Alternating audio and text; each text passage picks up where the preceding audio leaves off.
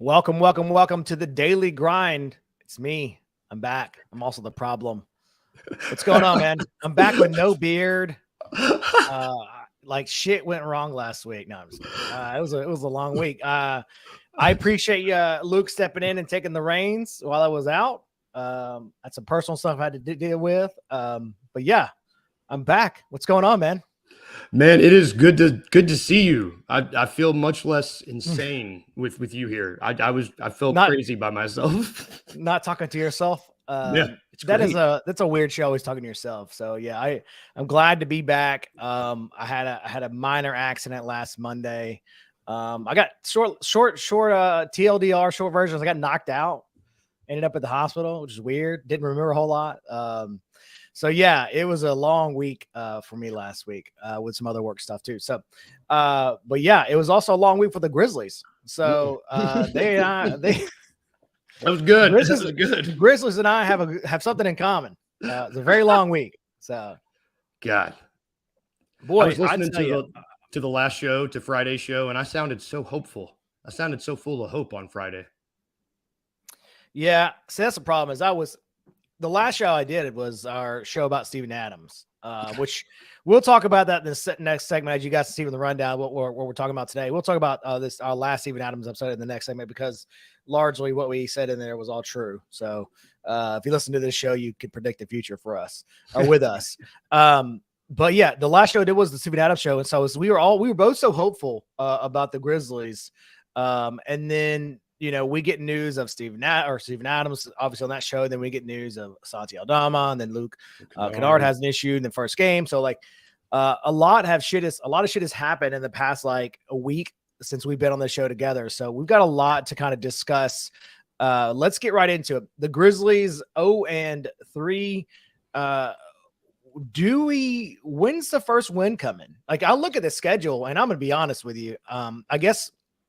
I guess Portland might be the first guaranteed win. Not guaranteed, but the first, because nothing's guaranteed with this team as of right now, right? Yeah, no. But true. I think it might be the first chance at a win. And they had those Portland games back to back, or twice in a row. Did Portland twice? Yeah, I think we play them twice in one weekend, I think. Yeah. So that may be the first game they have. But overall, let's talk about what the Grizzlies' problems are. And ultimately, I think that should we panic? This is probably the better question. Should we panic? I'm sorry. Should we panic? Are you panicking? No, I'm not. God, I don't know I'm not panicking yet. Because for all the stuff that has sucked, I've still been encouraged by some of the stuff I've seen, which is weird because if Luka wasn't playing the way he's been playing, I think we might be able tonight. I'd feel a little bit better about tonight, but I had us going 2-1 in these first three. And right. I don't think the starters are really the issue. I think we're struggling with trying to find any sort of momentum and rotation and lineups with that second unit. I just don't. And it's not his fault. We're missing two guys that are going to be there, you know, and Z is probably going to be in there. And, you know, like there's people that aren't playing their role. Right. And I will say that's a perfectly good point. I mean, on one side, you have the Grizzlies who are missing Santi and Luke, who are good players. And yes, when you're playing, you know, Jake LaRavia, when you're playing David Roddy, when you're playing, to be clear, I haven't seen Kenny Lofton, but when you're playing these guys, heavy minutes in an NBA game, when these guys have shown that they're not NBA players, it's hard. I mean, it's really hard to do, right? Like, I think that you will fix a lot of your problems, not a lot, some of your problems when you see Luke and Santi back, because that is like, 40 minutes or not more than 52 minutes or something like that they're going to gobble up just like that, being back on the roster, being active, and you won't see Jake LaRavia anymore. To be honest with you, I don't think we see Roddy probably that much either. I don't think we see David Roddy, John Contra, or David Roddy, John Contra, or Jake LaRavia anymore. Me either. And so, yes, the Grizzlies have a lot of problems right now. The biggest one being health. And that is the biggest issue because, on one hand, that's what I'm saying. On one hand, you're missing those guys. On the other hand, if Luke Kennard and Santi Aldama being out can produce that many issues, that's scary, right? Like that's scary. And for as much, we've talked about this last week on the show, for as much as this team and this front office have been lauded for the development of their some of these guys and the drafting, the last 2 years have not been good. Let me say this beyond Zaire Williams, because I've always believed in Zaire Williams, and he has clearly been a silver lining of this start of this season. And we could talk about him in a different day, but the front office has not done the depth well. And that's unfortunate, but just because they just haven't worked out. And I'm not bashing them. Sometimes it just didn't work out. And David Roddy and Jake LaRavia and Kenny Lofton just haven't worked out. I mean, to be clear, Kenny Lofton hasn't got any minutes.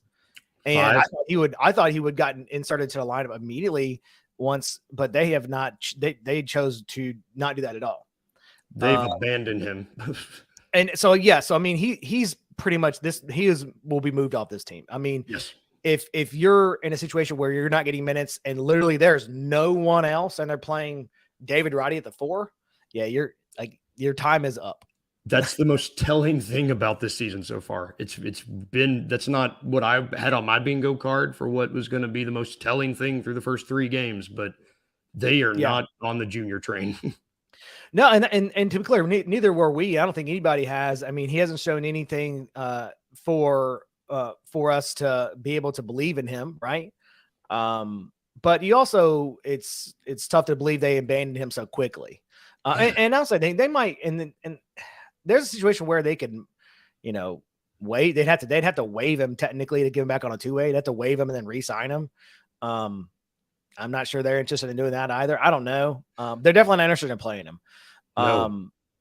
Like I said, I think that the biggest issue, I am going to, here's how I'm thinking about it right now. Let's reassess once Santi and Luke come back, right? Yep. Like, let's take a look at it again of this team on 3, let's get 3 games with those guys back, being back in kind of a full rotation, where you're not having to play Jake LaRavia, and then let's see, right? Because right now your bench lineup that played in the last on Saturday was Roddy Conchar, Rose, LaRavia, and Lofton Jr., and they were all awful. Yeah, Diddy, who didn't see a single minute in preseason, didn't play at all. We like Jitty as a 15th man, not as a 6th or 7th man like he's been having to do. Yeah. I will say John Conchar has been good. I am not a John Conchar fan at all, but he has done what he's been asked to do. He's come in and he's rebounded the ball and played defense. And beyond that, that's great. But like you said, that's not something. I think the problem with Jitty, like we've said on the show before, is consistency. It's not necessarily he's a bad player. He just can't do it all the time. Nope. And that's where, good NBA players separate themselves. They are consistent in what they do. And John Conchar is just consistent. So we might get these games from John Conchar, and then he'll have a 4-game stretch where he does nothing. But for a guard, he rebounds the ball extremely well, and that's all they want him to do right now. But again, those 5 guys are that's your bench lineup, and that is like an awful bench lineup. I mean, again, I love Derrick Rose. I love the idea of Derrick Rose, but he has not been good so far this year. I mean, he's been quick. He's shown kind of some explosiveness, but he's missed a lot of shots at the rim. And if your game is predicated on getting to the rim and not shooting threes, and you miss shots at the rim, it's not good. Yeah, granted, I think if his shots start falling, because he's shooting over 50% from 3 so far, if he can start making some of those shots at the rim, I think we'll be fine, but we can't be relying. I mean, he's 6th on the team in points and minutes right now, and that can't be what we're singing. That can't be what happens. Yeah, again, you get Santi and Luke back. That's going to push off LaRavia and Kenny, or probably LaRavia and John Conchar. Yeah, I still think you see David. I actually think David Roddy could be a meaningful NBA player. I think there are tools there. It's consistency, like you just said. I just don't think he's ready to be put into a situation of playing big NBA minutes that matter. Not yet. So I think that is the ultimate issue, is that I think the tools are there, but I don't think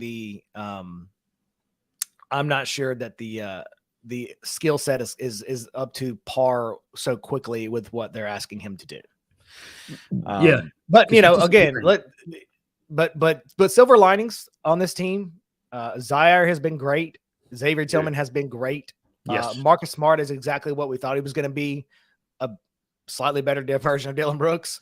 You know, he takes some wild shots sometimes. And that Wizards game, I was like, I don't know what we're doing here, but it's all right. Like the fact that Zaire and X are playing so well right now, like when Z is coming off the bench, when our bench is Santi, Z, and Luke, that gets rid of a lot of the problems we have right now. And Z's also been rebounding the shit out of the ball. Oh, absolutely. Yeah, absolutely. Again, by the way, if you can find his rebounding rate on a betting site at like 4.5, like we've been finding it, take the over every night. Every time. And tell somebody we can figure out take the over. Cashing it every night. Anyway, we haven't even talked about the Desmond Bane has not been great. I mean, he's been, when I say not great, I mean, I think that we're holding him to a different standard of like, how good is he than, you know, Zaire Williams. Zaire Williams, we're just impressed to see him shoot the ball well, rebound the ball, like just be in position, double-digit cutting, points. like just doing a lot of things that he's supposed to do. Yeah. And Desmond, obviously, you know, he's got to be the focal creator in this offense. And he's just really struggled with the ball. I mean, struggled with the ball in his hands. Is not what we saw at the beginning of last year when he had the same kind of start, but it was a complete opposite. It was killing it. But he also had John Moran out there. So like, I mean, he had 5 turnovers on Wednesday or Saturday. I think he had 4 the night before that. Like, he's just not being great. But I think he'll bounce back. Like, I look Desmond about, I mean, he's such a good player that I just kind of think it's, you know, people go through that. And just like we talked about with Luke Kennard, like shooters are going to shoot. I think he'll come back around. Yeah. Well, and it's clear that it's not that he's not comfortable with the ball in his hands, because we know that he can do that, but like it's guys, again, playing out of their role. Like we just said, you know, like how many, I'm trying to look really quick. Do we know how many lineups, like say Dez, D-Rose, Smart? I mean, I know we probably haven't. I haven't looked yet. Yeah, we haven't seen a whole lot of different ones. Because like if we can just get another ball handler in there, like I'm curious. I just want to see, because you can just tell that that Dez is playing. I don't want to say a step behind, because he's still better than like over half the league, but he's just. You can tell that there's just a little hiccup that's not normally there, because I don't. Was it last summer where he spent all summer just playing with the on ball? Or was that 2 summers ago? I can't remember what that was. Lineup wise, let's see, the most minutes that have been played for lineups. I mean, very, very small sample size. It's just the starters is going to be Smart, Jackson, Tillman, Desmond Bane, and Zaire Williams. That's the most that has been played. That's the totals. Yeah. So that they play them 13 minutes a game roughly. They've had 40 minutes together. They are +5 on that lineup. So the starters are fine. Starters are fine. I mean, I guess they're slightly. I said this. They're slightly above average. Yes, they're slightly above average because without Desmond Desmond and Jaren just have been, you know, some you'll see some good stuff, some bad stuff. I don't think we've seen those two guys have a good game together, like what, you know, have those games together yet. And I think that is the ultimate shoot and also the coming. So I say no need to panic, you know, like let's see what we get when Luke and Santi back, when you have a full kind of strength lineup, right? Of you know, obviously without Ja, but like let's see what we get there, because like we mentioned before, playing NBA players and non-NBA, non-NBA players and NBA minutes is tough. Having the Jake LaRavias of the world play 25 minutes for you is not great. I mean, like Jake LaRavia played.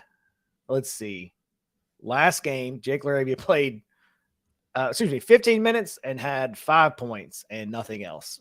So, you know, it's just been tough. Kenny Lofton played 5 minutes, didn't do anything. But those guys, you combine it all up, you're talking about like maybe, I think so. Do some quick math here, 26 bench points. Yep. Nope. That's, it's awful. So Yeah. they've had a lot of, they got a lot of problems. None that I think I think there are a lot of problems that are all correctable in the sense that going forward, I think you can do some things that are, they're all correctable. Let's just say they're all correctable problems. I think at this point, 3 games in. So, well, and also the last time the Grizzlies were 0-3, they also finished with 45 wins still. Oh yeah, I mean, if you think about it, the Lakers were 2-12 last year. Yeah, and so everybody's, I'd say let's pump the brakes a little bit, and then let's just see what we get at the end of this week. So let's take a quick break. We'll be around the right. We'll be back on the other side. We'll talk about this new signing for Bismack Biyombo, something we talked about last week. Let's take a quick break. We'll be right back. I am highly upset, man. Oh, man. ESPN, you dastardly dogs you. Last week had us feeling good. They picked the Grizzlies to be first in the West with about 48.5 wins. And what a difference a few days makes. What a difference. You put out your list of the top 100 players in the NBA. Desmond Bain jumps in at 61. Jaren Jackson Jr. comes in at number 31. Jaren's top 25 to me, but if you all right, whatever. I think that's a little slight to Jaren. Desmond Bain is disgusting, in my opinion. Then we get Ja Morant, All-NBA player, 2-time All-Star, one of the most dynamic offensively players in the NBA, Ja Morant. That guy was number 35 on their list, Kenny Stubblefield. The same people that said the Grizzlies will be the first team in the West. They're going to get that done with just some regular dudes. Tune in to the Anthony Sane Show, Wednesdays and Fridays at 12 p.m. weekly on the Bluff City Media YouTube channel. Just curious, you kind of talked about the transfers and things like that. How has that changed your mindset from a roster management standpoint? Incredible recruiter. All the classes, I think we had 2 back-to-back and 21 and 22 top classes.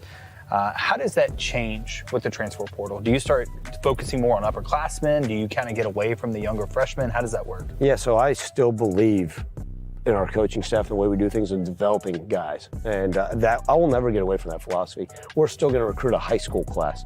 Now, there's a lot of colleges out there that say, screw this. We're pushing all the chips in on this roster, win right now, and we'll figure it out. Sure. And if it doesn't, right, it implodes and bad things happen. But I think you still have to bring in true freshmen and develop them and see what they can become.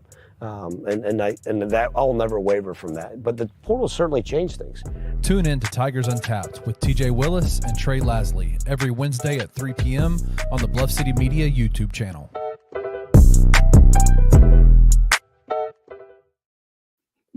Welcome back to the show, The Daily Grind, where we have a daily talk about the Grizzlies, myself and Luke with you every single day. This is the time we have some shameless promotion. If you're not already a Bluff City Media Insider, make sure you do so. You get all kinds of cool stuff.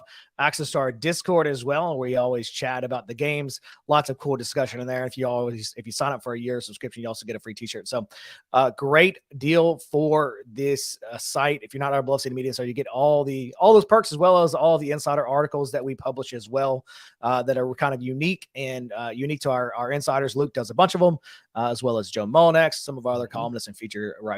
So make sure you go join. It's super cheap. It's like $5 a month. I mean, it's not much at all. It's cheaper than coffee these days. So support us, help support this Bluff City Media so we can continue to do shows like this, continue to bring shows that, whatever you're interested in, we got it. We got shows about soccer, basketball, Tigers basketball, Tiger football, all kinds of stuff. So that's the shameless plug. Let's get into the rest of the rundown for today. Bismack Biyombo will be signed by the Grizzlies.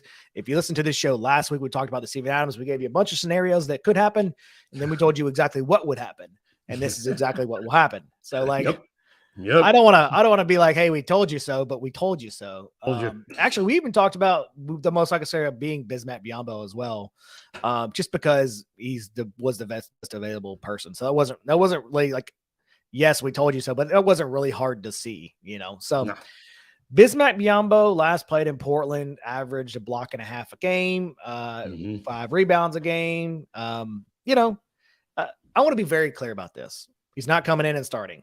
This is what we're looking at, the back end of the rotation, right? The back end of the big rotation. So instead of them playing, David Roddy and Jaren together, they want to play Bismack and Jaren or Bismack and Tillman or whatever. as much as Zaire and John Concha have rebounded the ball and done, you got to have some help in the scenario of rebounded the ball, just playing, all they want him to do exactly what they asked John Concha to do. Okay, come in and be big and rebound the ball and block shots. That's it. We don't really, if any offense we get from you is a bonus. We don't need you to do anything else other than make sure that we clean up the rebounds and play defense. That's it. Beyond that, there's not much to do. Well, and going off that, like even last year, he was in the 100th percentile in block percentage per game last year, the 100th. Yeah. Like that's awesome. And he's never, well, that's not true. Maybe not never. Since his second year in the league, he's been above the 60, like higher than the upper half of the league when it comes to offensive rebounding. Like it's exactly what we need, blocking shots, bringing down boards. Like that's what we need. I mean, I like the signing. I think it's fine. But I want to be clear about what this is. Like I think people will get excited and say, oh, he blocked a lot of shots. And I don't want to be this another Shelvin Mack issue where he saw a lot of assists and like, he's going to come in and change the world. Shelvin Mack. You know what I mean? Like he's going to come in and change the world. Yeah. He's not. Like he's going to be a guy that hopefully is, again, just helps you rebound the ball. And helps you clean those things up and plays defensively. Anything you get out of him again, his offense is gravy, baby. So like, don't think that just don't read into it, I guess, as much as, and I would be so clear because it won't happen until after the Portland game on Friday. He can play that, right? Because we got Utah on Wednesday. Oh yeah. Sorry. Utah on Wednesday. So it will happen after the Utah game on Wednesday. He'd be available to play on Friday. But even then, I would temper the expectations of like, would he even play? I think they're probably going to throw him in, but I don't know at how many minutes. I think at this point, obviously announcing that they're going to sign him like already before, like making that public or leaking that to Shams, making that public. So everybody's clear about what's happening, that making that public is like, hey, we need this, like we need this guy, right? Like this is something we do need. But I would temper expectations. That's all I'm going to say. He's not been signed to a team for a reason, right? Like there is also that, like he's shown that he can be a good rebounder, shown that he can be a good block shot, get block shots, but he's sitting on his couch for a reason. And that's all I'm going to say about that. Like you just, I think that's just wanted to be very like level headed and clear about that is that if he were really like, if he were like lightning in a bottle or whatever, or I mean, he would be on a team. Like he'd be playing somewhere already. Yes. So. Like he's not by any stretch of the imagination is he curing the wounds, what is ailing us, but he's going to stop the bleeding. He's a Band-Aid. He'll stop us from bleeding for a little bit. Like I don't think anybody that's expecting him to do anything more than that, I just think is a little foolish. Yeah, and I think that's a good way to put it. Just stopping the bleeding is great. We're gonna see what he has. See what he has, and the next 20 games or so until John comes back. If they want to feel like they want to create a roster spot for him, then they can easily move off. Like you talked about Kenny Lofton, he's probably gone. So like that's something that's probably an easy thing. It's an easy to do transactionally.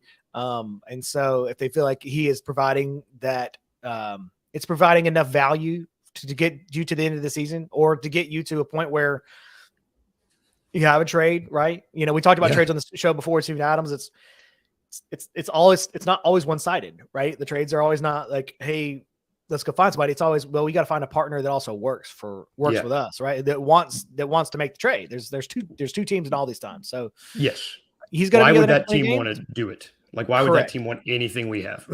Absolutely. That's always good. The first thought when you talk about trades is does it work financially, logistically, and why is the team doing it? Not why you want to do it, because we all know why you want to do it. So yes.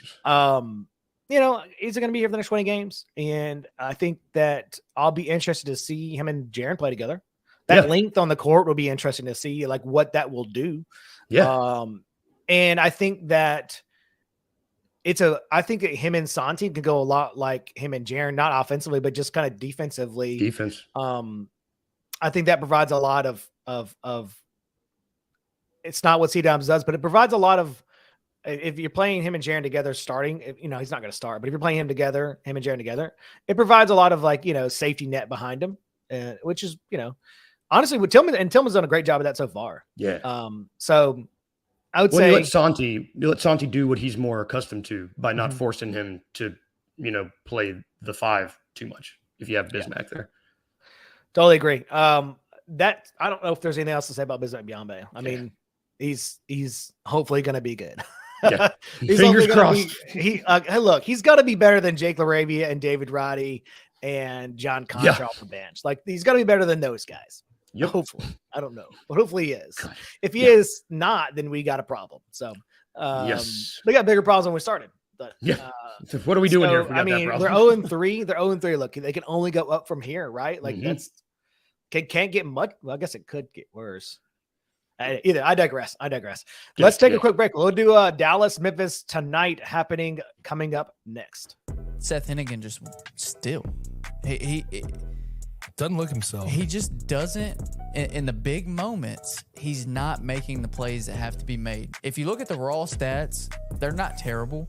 But the 2 interceptions. Yeah. And he fumbled twice. They didn't lose those fumbles, but 2 fumbles and 2 interceptions. One of them coming at a terrible time on a 4th down late in the game when Memphis really needed to put points on the board. But I just don't think Seth is playing well enough to elevate this team. Right.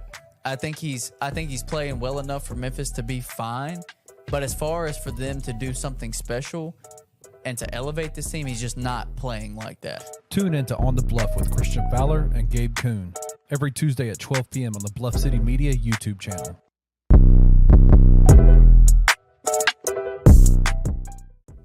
Kenny, there are certain guys in the NBA that are enigmatic players. They're going to be appealing to a large fan base. But when you have guys like that who, like John Morant, who have off-court issues he's had, Kyrie Irving has had the things he's had, the NBA doesn't particularly like the fact that those guys are larger than life. If I'm the NBA, if I'm ESPN, who of course are working together on all this stuff, I'm going to start telling you who you need to like. And it's going to be a different type of guy to kind of play off of the guys that are going to be there anyway. Let me put these squeaky clean image guys that we want to put in front of you up there as well to kind of counteract some of the stuff we get with the guys that we don't have any control out of. So let me put the Tyrese Halliburtons in front of you. Let me put the Shai Gilgeous-Alexanders in front of you, the Josh Giddys. Let me force these guys in front of you, not particularly on national television games, but let me just kind of create these little sub agendas with these guys to kind of make them those second tier stars that we're gonna like put out in front as well. Like, they're doing this on purpose, man. Like, if anybody can't see this, like, come on, man. Do not sit there and tell me that you really think that Tyrese Halliburton is a top 20 player in the NBA. Tune in to The Anthony Sane Show, Wednesdays and Fridays at 12 p.m. weekly on the Bluff City Media YouTube channel. Welcome back to the Daily Grind. Mark and Luke here with you every single day talking Grizzlies. Tonight, the Grizzlies coming up against the Dallas Mavericks. Dallas Mavericks coming into town. But before we get to that, make sure you guys tune in to all the shows. Like we mentioned earlier in the last segment, Anthony Sane Show, Wednesdays 12 and Fridays at 12. And don't forget, coming up every single game, we have a live post-game show. Grizz 901 does a live post-game show. Daniel Nate, I think it's going to be, they're there every game, but I think tonight it's going to be Daniel and Sean Coleman tonight live after immediately following the games, live on YouTube and Twitter. So you guys hop in, chat with them, ask them questions. That's a very fun show. So make sure you don't miss that. Let's get back to the show. Dallas Memphis preview. Luka is playing out of his mind right now. God. When we say scheduled losses, this is one of them. One of them. Man, I don't know if I know they're going to lose. I just don't know how bad. And if you're looking at, I know these are, I mean, obviously this is a very, very, very small sample size, but I think still can ring true. The Grizzlies are 104.7 points per game. That's 23rd out of the league, 23rd out of 30. And the Mavericks are 125.5 points per game. That's the second in the league. So they are second in offensive rating, and they are 23rd in defensive rating. The Mavericks are. So they pay at a pace of 103.8, which is fifth in the league. So very fast team. Get up and down the court. They are They care less about defending and more about just going to score more points to you. And so far, they've done it 2-0 so far. So far, with that man Luka, who's a bad dude, dude. They're playing really, really well. And for perspective, if it gives you any perspective on the Grizzlies, they are 27th in offensive rating, and they are 11th in defensive rating. So really bad at scoring the ball and kind of okay at defense. But that is kind of okay. Kind of okay at defense.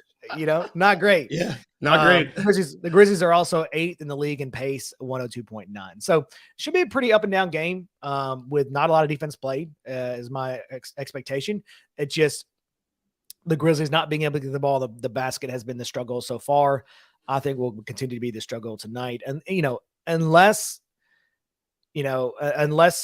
Desmond and Jaren have huge games, like that's the only way I see this happening. Is if he's and Marcus Smart, right? And defensively, he can slow down Luka. That would be the expectation. I think he'd be on Luka. I just don't know, man. I mean, there's nothing. Desmond has been playing well. Jaren's been all right. So yeah, it's just I just don't think they're going to have enough firepower once like you said, what you're talking about the first segment, having enough firepower to get past that first wave of substitutions. That's the issue. Yeah. Well, if it comes down to like if we're counting Jaren and Dez out, and it comes down to can Marcus stop Luka? I'm sorry, but like as good of a season as Marcus is having so far defensively, like Luka he's playing out of his mind so far this season, dude. He's like he's showed up in shape and he's like passing the ball more. Like he's just if it's a 2-horse race between those two, I'm going to take Luka. Sorry. I mean, absolutely. Yeah. Luka is playing right now. He's playing MVP level, right? I mean, that's obviously we have a really long season to go. They played 2 games. We played 3 games, but my expectation, someone just asked, commented, will the Grizzlies be 0-4 after this? Yes. Probably. Yeah. They'll be 0-4 after this, and they'll be 0-5 after Wednesday. So. Okay. The Jazz are playing good too. Yeah. I mean, there's no end in sight for the Grizzlies, really. I mean, it was also a really hard schedule to start with. Like, yeah, that's just the reality is that the schedule was extremely difficult to start. Now, I assumed that Wizards game was going to be a W. I think everybody assumed that. But also they played so hard Friday night on a back-to-back late flight out to Washington. That's a tough one. And I can understand. Corey Kispert had the game of his career too. Like, I could understand why, right? Yes. So if haven't seen the line tonight. I don't know what the line is on the Grizzlies game. I'll see if I can pull it up real quick. Let's see. NBA. Grizzlies. Let's see.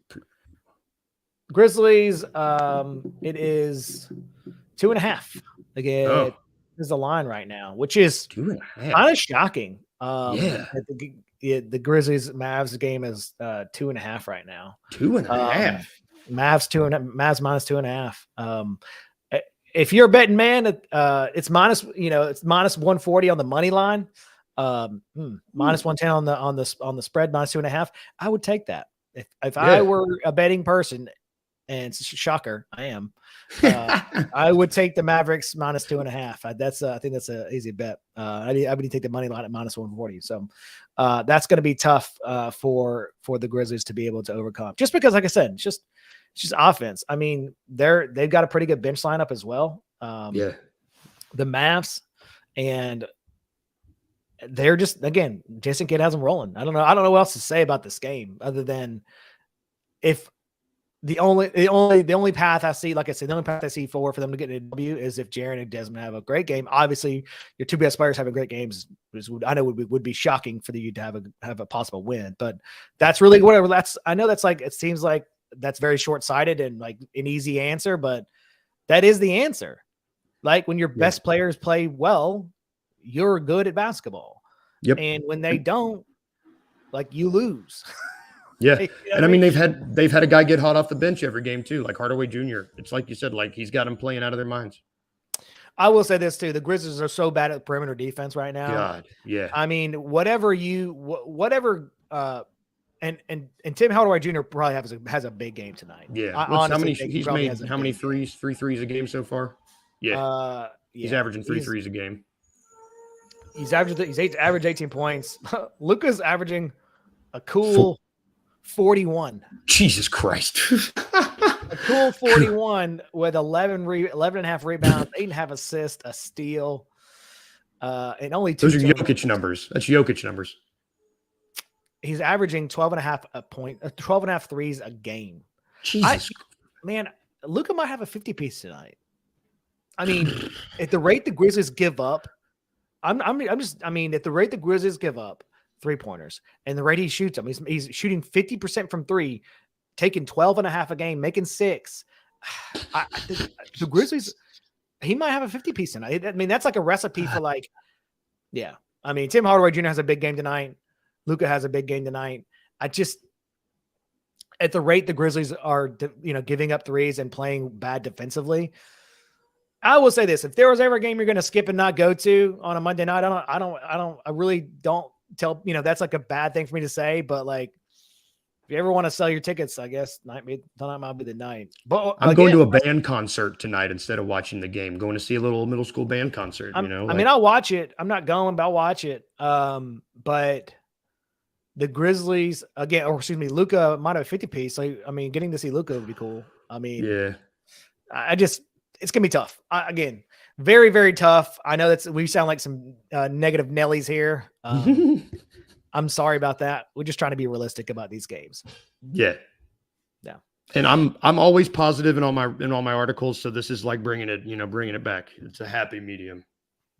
I mean, I think there is a lot to look for beyond this game. Yes, we talk about the Grizzlies it's going to be a little bit before they get a W, but let's stay positive until we see the full roster out there, and then we can make some definitions on what they are good and what they're not good at. Right now, you're playing Luka and a team who is shooting out of their minds right now. Right, you're playing them with basically one hand tied behind your back. Yeah. That's what you're doing. You're playing them with a bench lineup that, quite frankly, 4 of your 5 bench guys that played last game probably shouldn't be in the NBA. They're all G League people. Yep. And so that's what you're asking the Grizzlies to do, is beat probably one of the best teams in the league right now, playing right now, with G Leaguers off the bench. So that's a tough ask. That's a tough ask for anybody to do. So it's not negative. It's just reality. That's just a tough ask. And it's just hard to do. So any last thoughts before we get out here today? No, just temper your expectations. People just don't. It'll make it easier. It'll make this week easier. Absolutely. Yeah. Again, if you haven't already subscribed to our YouTube channel, go subscribe to Bluff City Media YouTube channel. Get all these shows right here every single day. We have a ton of shows for you guys to choose from. We try to make sure you guys get a variety, so everybody has something that they like. Make sure you go subscribe to this show on Apple Podcasts, Spotify, wherever you get your shows. The Daily Grind is out everywhere. Luke puts them every day right after the show. He throws it up on the audio version if you prefer to listen to the audio version, or if it's easier for you to get that. So subscribe to the YouTube channel. Subscribe to the podcast so you guys should get notifications when it comes out every single day. So we will see you guys tomorrow.